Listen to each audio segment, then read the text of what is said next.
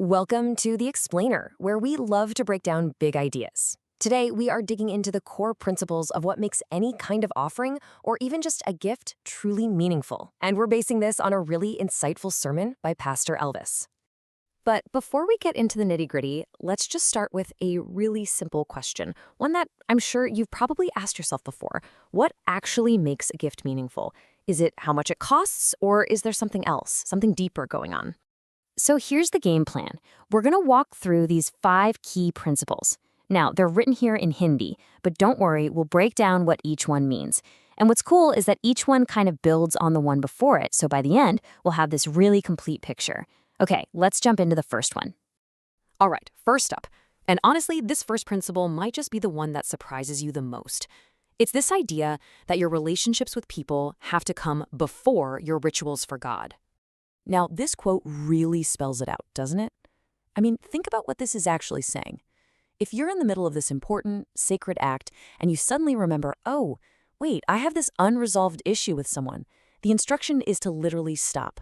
Leave your gift right there, go make things right with that person, then, and only then, should you come back and finish what you started. And this isn't some new idea, right? Look at the ancient story of Cain and Abel. It's the perfect example. You've got 2 brothers, both bring an offering, but Cain's gets rejected. And this is the key. It wasn't because his vegetables were bad or something. It was because his heart was filled with hatred and jealousy for his brother. Abel's offering was accepted because his heart was in the right place. The relationship, or lack thereof, made all the difference. So the bottom line for this first point is pretty clear. Unresolved conflict is basically a roadblock. A meaningful act of giving has to start on the foundation of a mended relationship. Okay, so that leads us right into our second principle. Because it's not just about, avoiding a fight with someone. It actually goes a lot deeper than that. It's about the positive state of your heart. The sermon brings up this really interesting term, uttam balidan. It basically translates to a superior or an excellent sacrifice. And the whole point is that what made Abel's offering excellent wasn't just the gift itself. It was his inner state. His faith and his good heart were in the right place, and that's what elevated his gift. You really can't separate the gift from the giver. You can think of it like this. An offering is just an overflow of whatever is already inside. If your heart is pure, the gift will be too. But if your heart's got some junk in it, well, that taints the gift, no matter how good it might look on the outside. All right, so we've talked about relationships and the state of your heart. Now let's shift gears a little and talk about your actions. What does it actually mean to be obedient? And this quote right here, wow, it is a game changer. It poses this incredible question. What's more important, bringing these big, flashy, impressive sacrifices, or just listening and doing what you were asked to do? And the answer is just so clear. To obey is better than sacrifice. The sermon uses this fantastic little story, the parable of the 2 sons, to really make this stick. So you have a father who asks his 2 sons to go work. The first one straight up says, nah, I'm not doing it, but then he feels bad about it, changes his mind, and actually goes and does the work.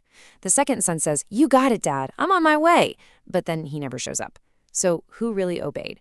Well, it was the one whose actions matched the request in the end, not the one who just gave the right answer. So the big idea here is that true obedience is about what you do, not just what you say. A meaningful offering is one that actually aligns with what has been asked. It's about fulfilling a need, not just giving whatever you feel like giving. Okay, on to principle number 4.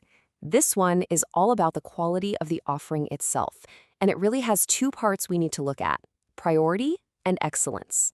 So, to make this really relatable, the sermon uses this great modern-day analogy. Just think about it for a second. Would you ever hand your boss a torn, crumpled-up bill, or give an important client a gift that's clearly flawed or broken? No way, right? You give your best to show respect and honor. And that's the exact same logic that the teaching applies to a spiritual offering. It pulls from this ancient rule that any sacrifice had to be without defect. It had to be the best of the flock, healthy and whole, not the runt, not the one you were trying to get rid of anyway. But here's the thing. It's not just about giving something good. It's about giving something first. This is huge. The sermon keeps coming back to this idea of the pali upaj, which means the first fruits or the first produce. And that is such a powerful distinction. It's not about giving from your leftovers, from what's left after you've taken care of all your own needs. It's about giving from the very first portion that comes in. That single act says, "You are my number one priority."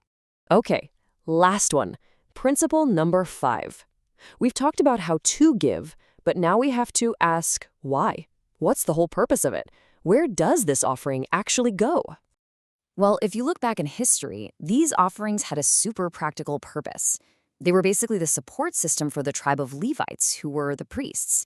See, they didn't get any land to grow their own food because their full-time job was spiritual service for the whole community.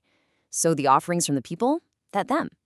And that same idea carries right over into the New Testament, supporting those who do the work of ministry, and then also just a broader call to be generous and do good for people. So this totally reframes the whole thing, doesn't it? Giving isn't just this vertical act between you and God where the gift just kind of disappears. It's also a horizontal act. It's a real-world gift that helps real people in the community and allows important work to get done. And that really brings us to the big takeaway question. If we take these 5 ideas, mending relationships, having a pure heart, being obedient, giving our absolute first and best, and having a clear purpose, how could that change things for us, not just with money, but with how we give our time, our energy, our skills, every single day?